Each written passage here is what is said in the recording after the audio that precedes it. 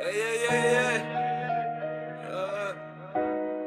Özer ben harbisem sonunda başa düştüm ki.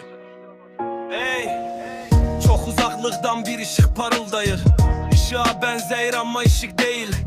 Ona baktıkça gözlerim kamaşır. Ona çatmak için yola çıkmışam. Ona çatmak için səbirsizəm. Mən adımladıkça sanki o da uzaklaşır. Bu yolda ömrümü vermişəm. Sonunda başa düştüm ki mən heç vaxt ışığa benzer arzuma. Hey getsəm də çata bilmədiyimi, hey getsəm də yata bilmədiyimi, ışığa benzer arzuma. Hey getsəm də çata bilmədiyimi, hey getsəm də yata bilmədiyimi. Çok uzaklıktan bir ışık parıldayır. Işığa benzeyir ama ışık değil.